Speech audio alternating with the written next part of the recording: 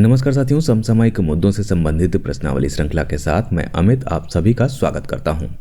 आज है 3 मार्च 2020 और आज के हमारे प्रश्न किन मुद्दों पर आधारित होंगे, आइए सबसे पहले एक नज़र डालते हैं। रेस्तरां ऑन व्हील्स की बात करेंगे हम पहले प्रश्न में। वहीं दूसरा प्रश्न आधारित होगा अधिकतम भाषाओं में संपादित फिल्म पर। तीसरे प्रश्न में हम बात करने वाले हैं ऑनलाइन भुगतान प्रोसेसर वर्ल्डलाइन इंडिया रिपोर्ट 2019 के बारे में। जानेंगे बलवीर सिंह खुल्लर कौन थे, चौथे प्रश्न में। वहीं शून्य भेदभाव दिवस के बारे में हम बात करेंगे पांचवें प्रश्न में। मलेशिया के नए प्रधानमंत्री कौन बनाए गए हैं, इनके विषय में जानेंगे छठे प्रश्न में। सातवें प्रश्न में हम बात करेंगे कि किस राज्य ने जाति आधारित जनगणना हेतु प्रस्ताव पारित किया है। वहीं आठवें प्रश्न में हम बात करेंगे सुपोषित मां अभियान के बारे में। एयरलाइन इंडिगो के साथ सह ब्रांडेड क्रेडिट कार्ड की लॉन्चिंग किस बैंक ने की है, इस विषय में हम बात करेंगे 9वें प्रश्न में। वहीं 10वां प्रश्न आधारित होगा स्वामी विवेकानंद कर्मयोगी पुरस्कार 2020 पर। तो सबसे पहले बात करते हैं रेस्तरां ऑन व्हील्स की। हाल ही में किस रेलवे स्टेशन पर भारतीय रेलवे ने रेल यात्रियों के साथ आम जनता के लिए अपना पहला रेस्तरां ऑन व्हील शुरू किया है? हमारे पास ऑप्शन है Mumbai central railway station, Asansol railway station, Kanpur central railway station और इनमें से कोई नहीं। तो इसका जो सही उत्तर है वो है बी, आसनसोल रेलवे स्टेशन। पश्चिम बंगाल के पश्चिम बर्धमान जिले के आसनसोल रेलवे स्टेशन पर भारतीय रेलवे ने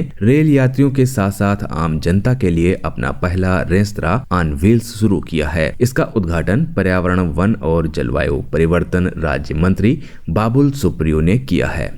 रेल यात्रियों को आकर्षित करने के लिए 2 मेमू कोच, जिनको की कबाड़ घोषित कर दिया गया था, को नया रंग रूप देकर इसे बनाया गया है। यहाँ एक कोच को चाय और नाश्ते के आउटलेट के रूप में उपयोग किया जाएगा। वहीं दूसरा पूर्ण रूप से 42 लोगों के बैठने वाला रेस्तरां होगा। यहाँ ब्रेकफास्ट, लंच और डिनर उचित मूल्य पर उपलब्ध होंगे। हमारा अगला प्रश्न है निम्नलिखित में से किसने अधिकतम भाषाओं में संपादित फिल्मों के लिए Limca book of world record में स्थान प्राप्त किया है? हमारे पास ऑप्शन है मणिरत्नम, संजय लीला भंसाली, श्रीकर प्रसाद और इनमें से कोई नहीं। तो यहाँ पर जो इसका सही उत्तर है वो है सी, श्रीकर प्रसाद। श्रीकर प्रसाद ने अधिकतम 17 भाषाओं में संपादित फिल्मों के लिए लिम्का बुक ऑफ रिकॉर्ड्स में स्थान प्राप्त किया है। श्रीकर प्रसाद को 17 भाषाओं में फिल्मों के संपादन के लिए लिम्का रिकॉर्ड से प्रमाण पत्र दिया गया है। इन्हें स्पेशल जूरी अवार्ड सहित 8 राष्ट्रीय पुरस्कारों से भी सम्मानित किया जा चुका है। हमारा अगला प्रश्न है ऑनलाइन भुगतान प्रोसेसर वर्ल्डलाइन इंडिया की रिपोर्ट के अनुसार 2019 में भारत में किस शहर में सबसे अधिक डिजिटल लेन देन हुआ है? हमारे पास ऑप्शन है मुंबई, नई दिल्ली, बेंगलुरु और इनमें से कोई नहीं। तो इसका जो सही उत्तर है वो है सी, बेंगलुरु। ऑनलाइन भुगतान प्रोसेसर वर्ल्डलाइन इंडिया के रिपोर्ट के अनुसार 2019 में भारत में बेंगलुरु शहर में सबसे अधिक डिजिटल लेन देन हुआ है। बेंगलुरु के बाद चेन्नई, मुंबई और पुणे का स्थान रहा है। ऑनलाइन भुगतान प्रोसेसर वर्ल्डलाइन इंडिया की रिपोर्ट के अनुसार यूनिफाइड पेमेंट्स इंटरफेस यानी कि यूपीआई भुगतान का सबसे पसंदीदा माध्यम था। इसके बाद डेबिट कार्ड का स्थान रहा है। हमारे पास अगला प्रश्न है हाल ही में बलवीर सिंह खुल्लर का निधन हो गया, वे किस खेल से संबंधित थे? हमारे पास ऑप्शन है हॉकी, क्रिकेट, कुश्ती और इनमें से कोई नहीं। तो यहाँ पर जो इसका सही उत्तर है वो है ए, हॉकी। बलवीर सिंह खुल्लर पूर्व हॉकी खिलाड़ी थे।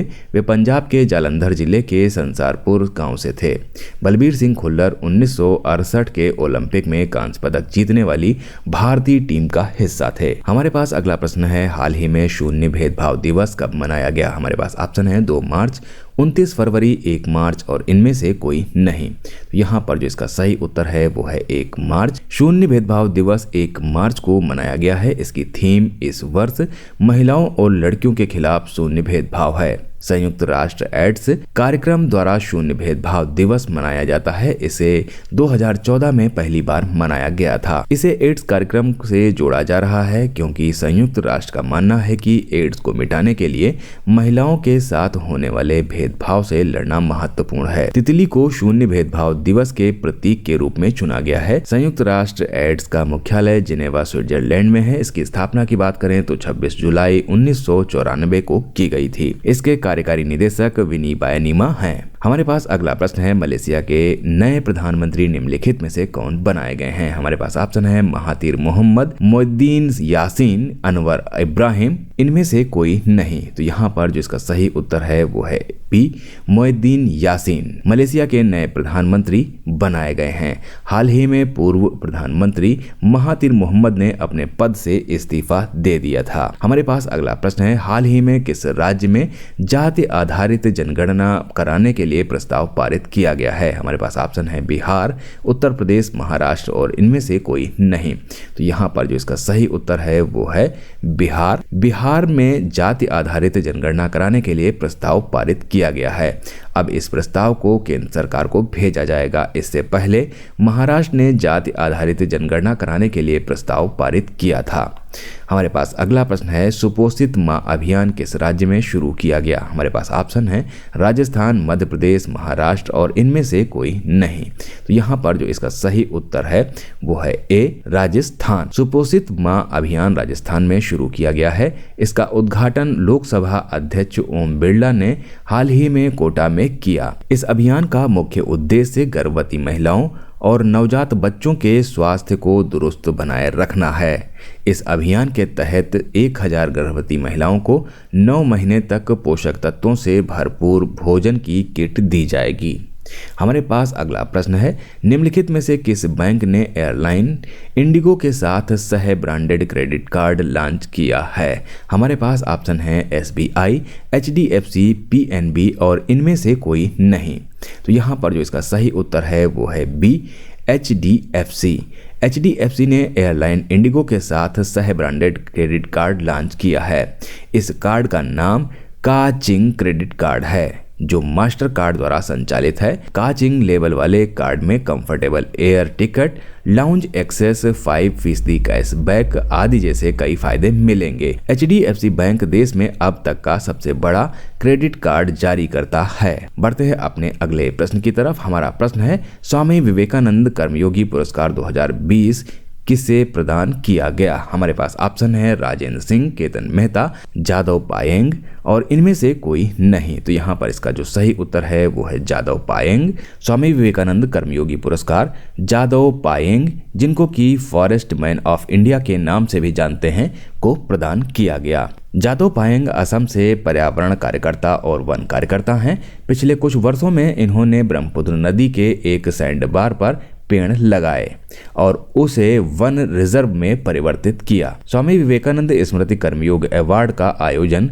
माय होम इंडिया द्वारा नई दिल्ली में किया जाता है। इस पुरस्कार में एक ट्रॉफी, सस्वर पाठ और 1 लाख रुपए शामिल होते हैं। तो ये थे आज के हमारे समसामयिक मुद्दों से संबंधित 10 प्रश्न। मिलते हैं कल नए 10 प्रश्नों की श्रृंखला के साथ। तब तक के लिए मुझे दीजिए इजाजत। नमस्कार, धन्यवाद।